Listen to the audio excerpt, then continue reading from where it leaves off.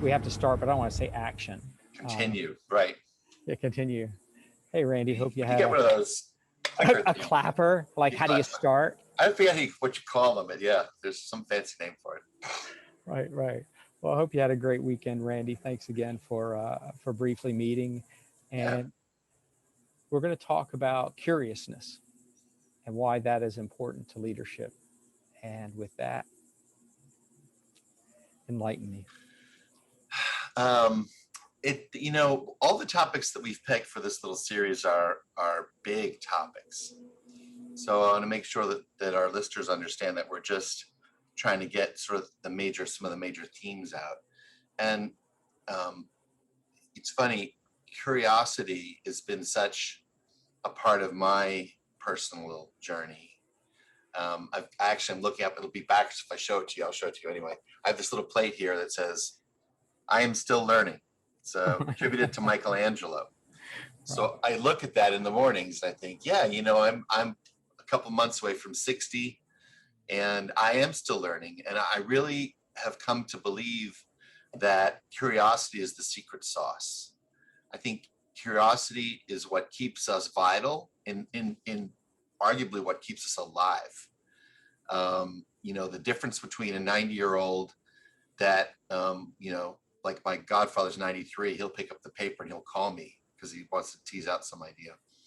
The guy that'll do that versus the guy that just sort of, loses interest in things that, one guy's going to make it to 100 and one's not.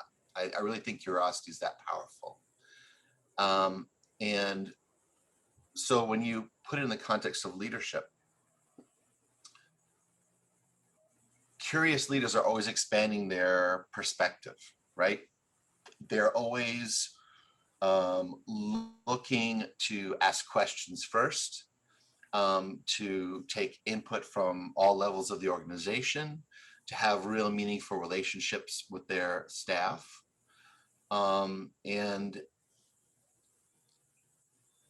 it sounds simple enough, but it's really not that simple. So many of these, I'm going to change that. So many of these things are simple, but they're not easy. Mm. This is one of these things that's it sounds simple enough to say, be more curious,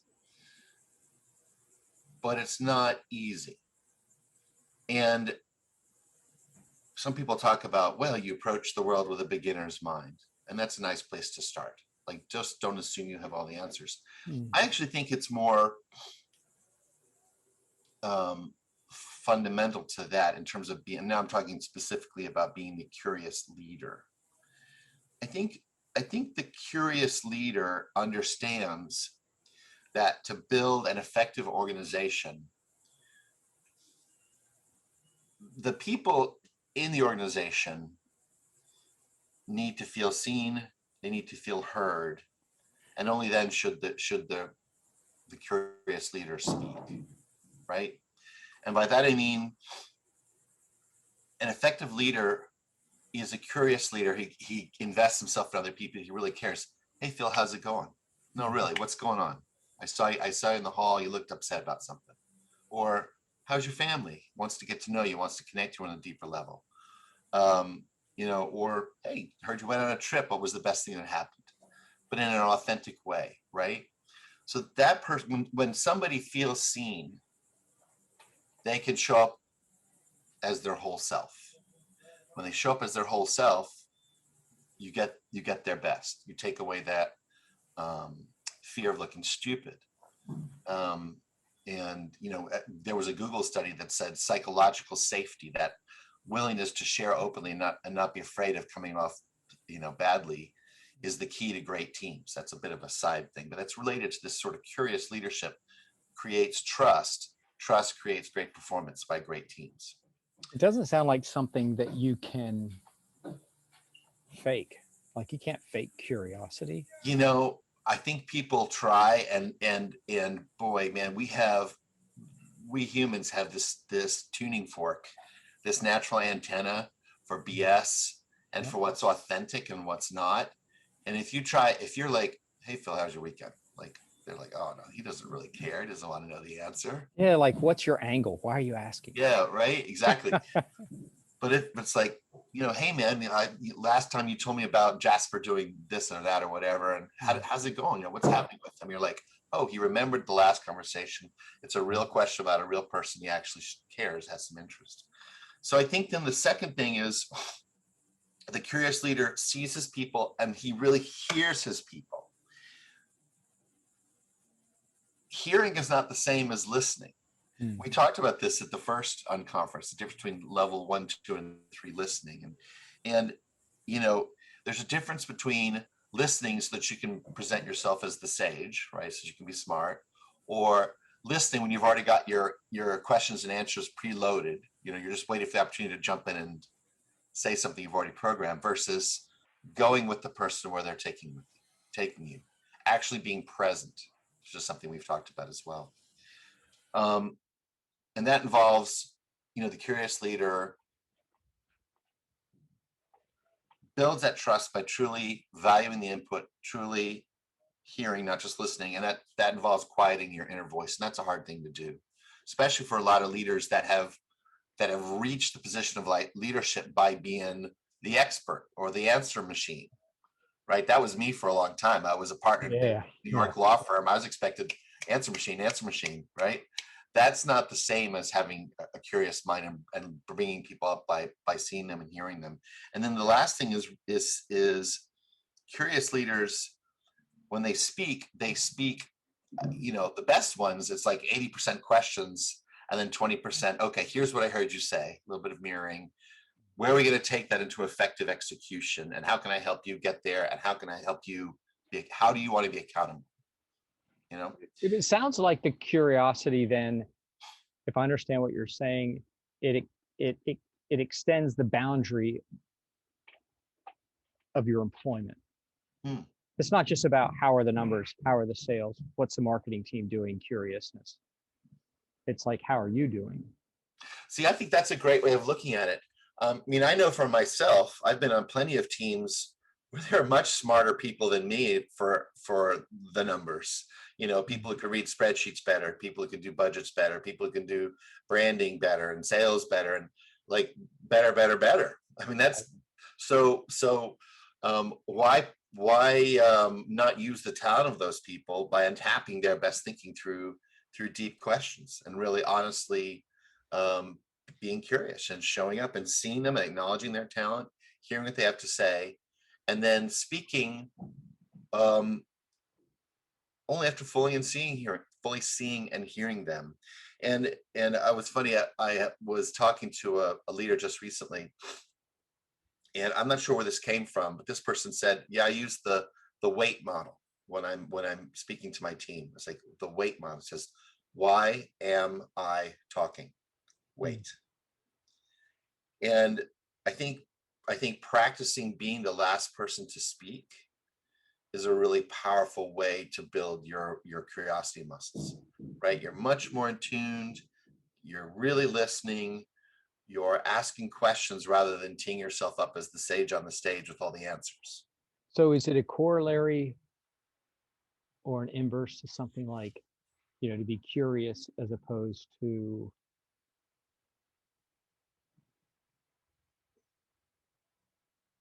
trying to think what the inverse of curiousness is?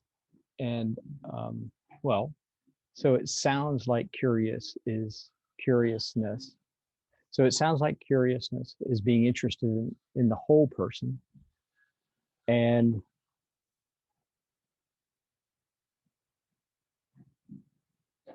it sounds a lot less controlling. It doesn't sound like you're afraid to let other people be good at what they're good at.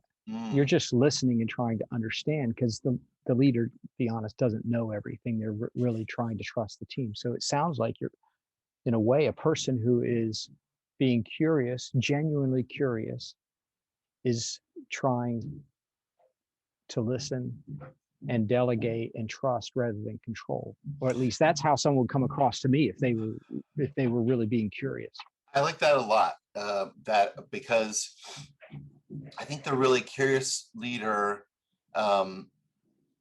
goes where people take them, right? You're standing shoulder to shoulder with them. and you're helping them bring out their best thinking, and you're allowing your people around you to be successful.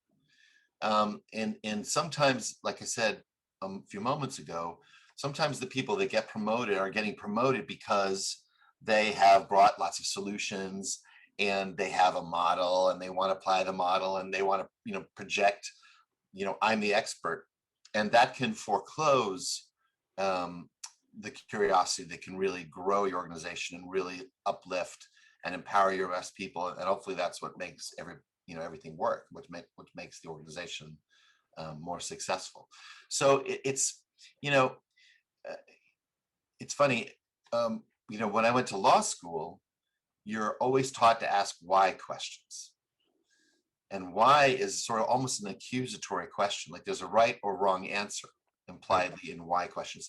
But if you can ask what questions, curious questions based on what, you can open people up in a much different way. And like I said, it's the secret sauce. It really does do wonderful things for us as individuals in our own journey, and for us as leaders. I really believe it. So with regard to last year's conference, okay, I don't want to surprise you. Conference one, yes. We talked about this a little bit a moment ago.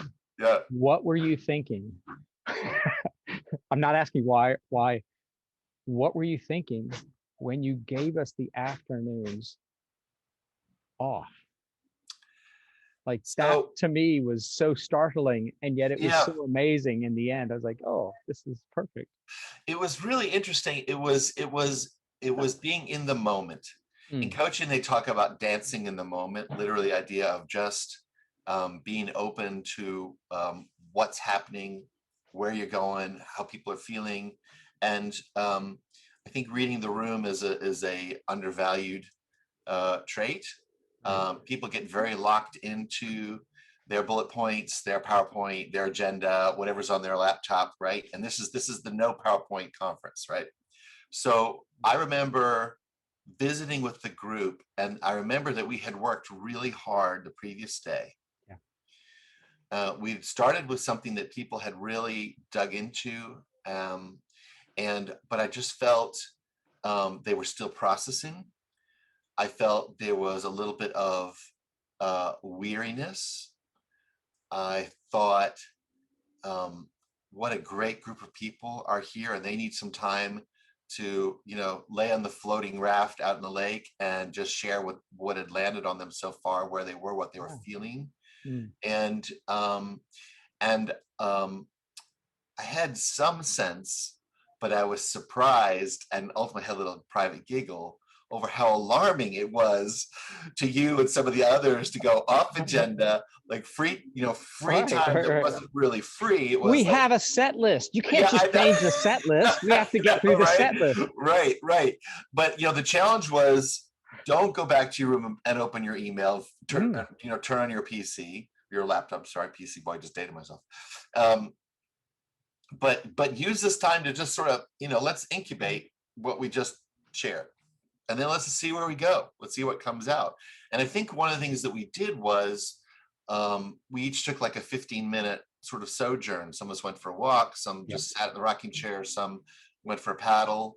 And the challenge was, in a quiet moment, what comes to you? Like, what fills your mind? And it wasn't a test, and it wasn't there's a right or wrong answer. It was, start noticing what comes to you when you separate yourself from an agenda, and from sort of doing a death march for A, B, C, D. So I remember listening to the conversation. You talk about the big floaty bouncy thing. And all these people that were just, you have to get in the lake to get there. There's a measure of informality just to get into the lake, to climb up a thing that, for some of us that aren't in the best shape, that's like a moment for everyone to join in and pull people up on the giant bouncy thing. Right. But I was listening to the conversations, and I was shocked at the discerning responses, the thoughtful comments, the truly curious questions, and thought, how do we get here from there? It wasn't it wasn't like this was a thing on a set list that we had to do, and yet people naturally opened up, and we were really compressed that morning. And then the afternoon was just this open discussion. I thought, I'm shocked that we got there from here, and yet that's just part of trusting. You hit it. That's the word. The trust quotient within the group just leaped up the scale, and we were able in a very short time to build a group that trust each other. And yes, we had some ground rules set in the first day. You know, what we say here stays here, no right or wrong answers, all those kinds of things that each group has to develop.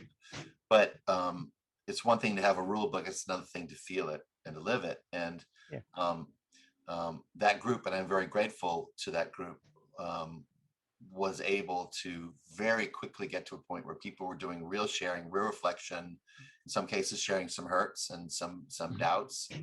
And that's where growth lives, right? In that authentic place.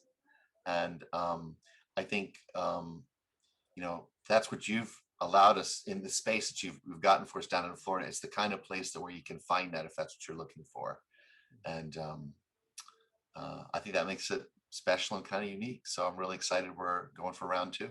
Yeah, looking forward to it, and looking forward to this kind of informality that is going to allow meaning to evolve and occur in a genuine way. So thank you very much for chatting. What are we chatting about next? Give me the next. You know, I'm not sure. We talked about a couple of different things. I'm not sure actually where we've landed for the following one. We talked, let me see if I can remember. We talked about, I think I texted you, 5 ideas. Yeah. And if I click over to my calendar that's not open, I could tell you. Right. So we went through here. I've got it right here. I know I do. Let's see. I think it was great. Actually, it was really interesting that you challenged me to think of it thematically, because we have a set list. And gets you out of like teaching tools. And I'm thinking about, well, I got this move and I got that move. So we talked about mindfulness and presence, which we did 1 and 2. Curiosity, which we did today. Empathy is next up. I suggested empathy, which would be number 4. That's obviously a real big one. Thank you, Randy. My pleasure. Appreciate it. Chat to you next week, buddy. Yeah. Cheers.